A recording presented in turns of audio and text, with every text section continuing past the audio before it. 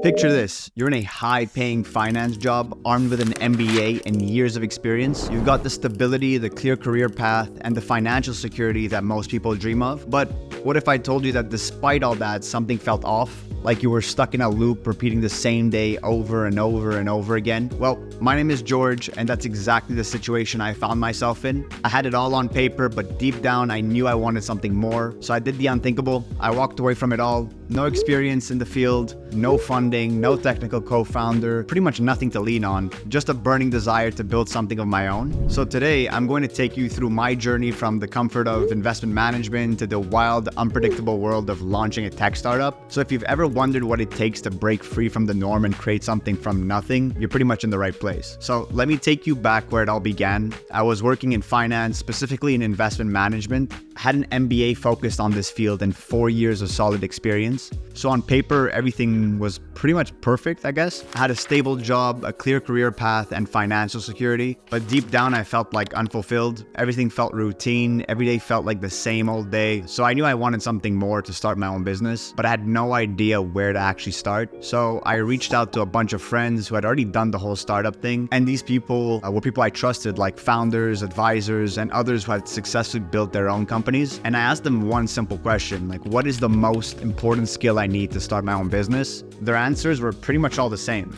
Sales experience, over and over and over again. And that honestly surprised me. I had spent years honing my skills in finance, but I realized that I had like a major knowledge gap on how to sell. So with that in mind, I made a pretty risky decision. I left my finance job and took a position in sales, specifically selling financial software in the B2B space. Essentially, it was fintech, and this was completely outside my comfort zone. But I had a feeling that it was the right move. In the role, I learned everything about sales from the ground up. I learned how to make cold calls, book demos. I discovered how to handle objections, build relationships, and ultimately close deals. Every day was a learning experience. Every sale taught me something new. For any B2B SaaS, mastering sales is a non-negotiable. Like, I thought you could skip it, but I guess you can't. So one of the key takeaways for me was that it's not just about the feature dump, it's about understanding customers' pain points and driving down to how you provide more value in comparison to what they're already doing. Anyways, I didn't stop at sales. I knew that building a successful company, I needed to understand more than just how to sell a product. So I transitioned into a role focused on marketing and growth. Here, I dove into the world of automation, learning how to set up email drip campaigns, creating product-led onboarding experiences, and optimize for SEO. It's like just leveling a character in a video game. I felt like I had grown enough in confidence and experience to tackle the final boss. And that's when I began seriously thinking about a business I wanted to start. So during my time in finance, I networked a lot. Whether it was industry events, conferences, or casual meetups, networking was a big part of my job. One thing that always bothered me was the outdated paper business cards. Sure, LinkedIn was like a great tool for connecting with people, but it had its limitations. Like outside of that LinkedIn bubble, people still relied heavily on paper business cards. And it seemed crazy to me that in a world where everything was going digital, we were still handing out little pieces of paper. So that's when I had my little like light bulb moment. What if I could instantly exchange contact information with somebody using a QR code? No paper, no hassle, just a simple exchange that lets you keep the conversation going. The idea wasn't entirely new.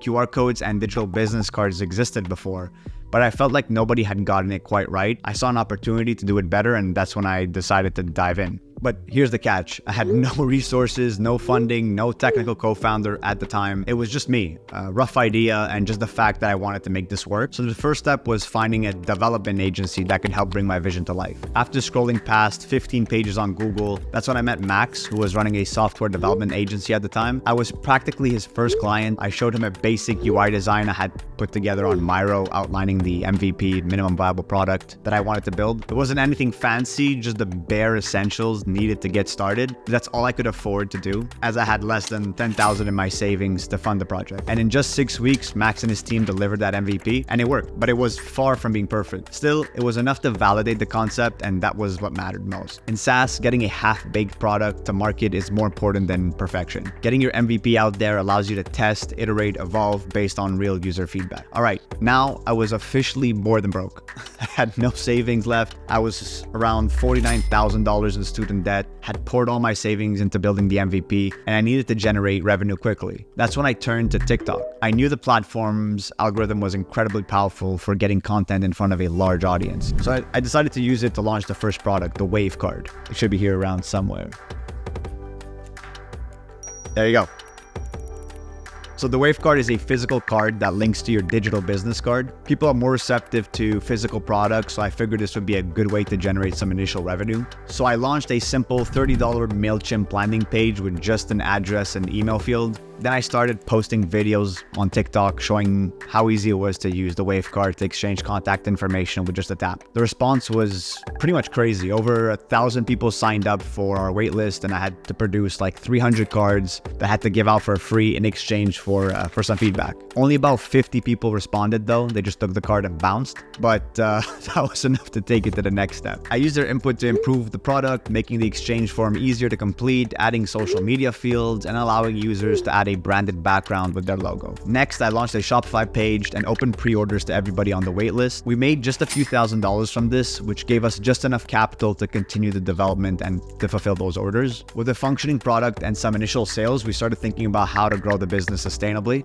At first, we focused on selling custom NFC business cards, so pretty much this with your logo on it directly to the consumer, but it quickly became clear that this was a B2B play, not a B2C play. It was also not an e-com play, but a software play. And that's when we shifted our focus to selling digital business cards to sales and marketing teams who needed a streamlined way to network their in-person events and trade shows. That's when we decided to start building Wave for Teams. It's pretty much a platform that allows companies to create, manage, and distribute their digital business cards to their employees through a single dashboard. Our initial go-to-market strategy was cold calls and cold emails, and let me tell you, it was a complete disaster. We didn't fully understand who our ideal customer was or the problem they were trying to solve, so our messaging didn't resonate whatsoever. Realizing this, I pivoted to an SEO-driven strategy. I spent countless hours reading books, watching videos, and even reaching out to SEO experts. I learned how to effectively create copy, optimize website for search engine, and build out a content strategy that would attract our target audience. It's worth noting that 75% of users never scroll past the first page of search results, so mastering SEO could be a game changer for any SaaS business. I started building a blog, writing articles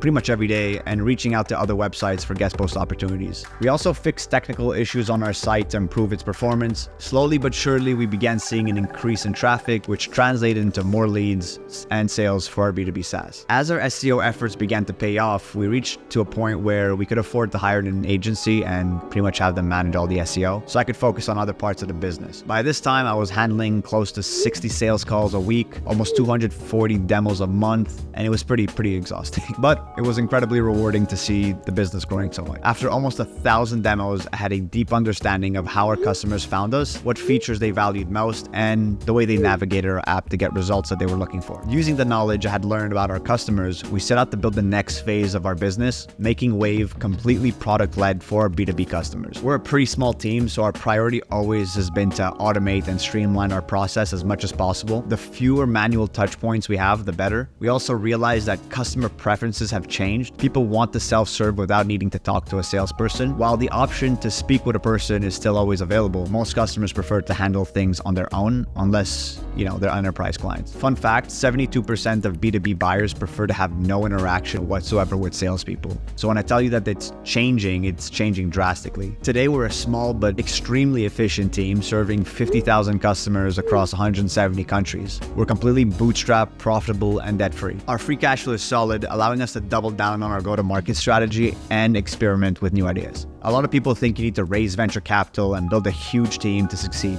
but I'm living proof that you don't. If you focus on delivering real value to your customers, understand their needs, automate where you can, and double down on what works, you can build a successful business from the ground up without taking on debt or giving away too much equity. If you're thinking about starting your own business or just want to learn more about the journey, make sure to subscribe, hit the notification bell so you don't miss out on any future videos. And remember, you don't need all the answers to start, you just need the determination to figure things out along the way. See you guys on the next one.